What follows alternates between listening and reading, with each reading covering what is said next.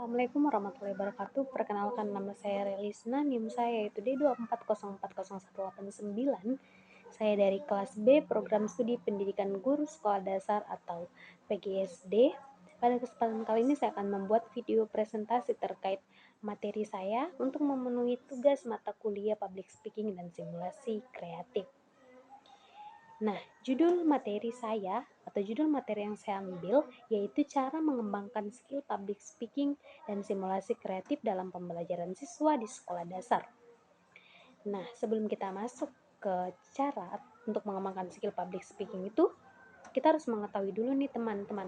Teman-teman, apa sih itu public speaking atau keterampilan berbicara di depan umum? Nah, jadi keterampilan berbicara di depan umum atau public speaking merupakan keterampilan berbicara yang harus dikembangkan sejak anak usia dini, terkhususnya pada anak atau pada siswa di sekolah dasar. Public speaking ini tidak hanya melatih siswa untuk percaya diri, namun sangat membantu mereka dalam menyampaikan ide secara sistematis dan efektif. Adapun salah satu cara yang perlu dikembangkan untuk public speaking ini adalah dengan melakukan simulasi kreatif.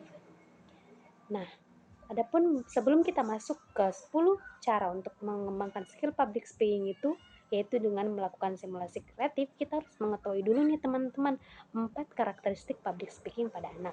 Yang pertama yaitu masih terbatas kosakata. Kemudian yang kedua, ekspresi spontan. Selanjutnya yang ketiga, rentan terhadap rasa gugup. Dan yang terakhir, masih sangat membutuhkan dukungan emosional. Nah, langsung saja kita masuk ke 10 cara untuk mengembangkan skill public speaking pada anak, yaitu dengan melakukan simulasi kreatif. Nah, sebelum kita masuk ke caranya, kita harus mengetahui dulu nih teman-teman, apa sih itu simulasi kreatif? Nah, jadi simulasi kreatif dalam pembelajaran adalah simulasi aktif yang aktif melibatkan siswa di dalamnya. Nah, bentuk-bentuknya itu atau caranya untuk menunjang public speaking pada anak, yang pertama yaitu storytelling atau bercerita, di mana siswa menceritakan kembali sebuah cerita yang telah disediakan atau yang telah mereka buat, seperti contoh teks narasi. Kemudian yang kedua, role play atau bermain peran, di mana siswa di sini memainkan peran, seperti contoh bermain peran seperti pedagang, guru, dokter, dan lain sebagainya. Kemudian yang ketiga ada debat mini, di mana siswa diberi dua sudut pandang yang berbeda untuk dipertahankan dan disampaikan secara lisan. Kemudian yang keempat ada drama kelas, di mana siswa memainkan peran atau mementaskan drama seperti cerita rakyat atau maling kundang. Kemudian ada presentasi proyek, di mana siswa memaparkan atau mempresentasikan tugas hasil proyek yang telah mereka buat di depan guru dan teman sekelasnya. Ini tentu sangat membantu bagi mereka dalam melatih mereka untuk lebih percaya diri dan tampil di depan banyak orang atau di depan umum.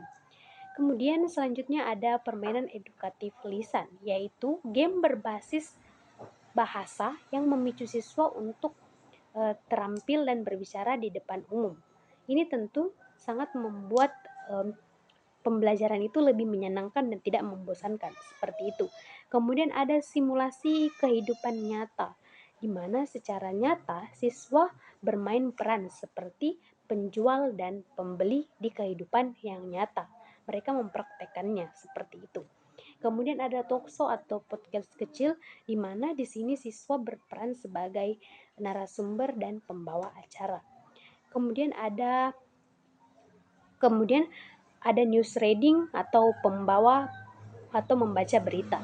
News reading atau membaca berita ini di mana siswa layaknya berperan sebagai penyiar berita. Di mana salah satunya itu bermain narasumber atau pembawa berita. Kemudian yang terakhir ada pementasan puisi dan pidato, di mana mereka membacakan puisi dan mementaskan pidato yang telah mereka buat atau yang telah disediakan. Nah, itulah tadi 10 cara untuk mengembangkan skill public speaking. Nah, adapun manfaat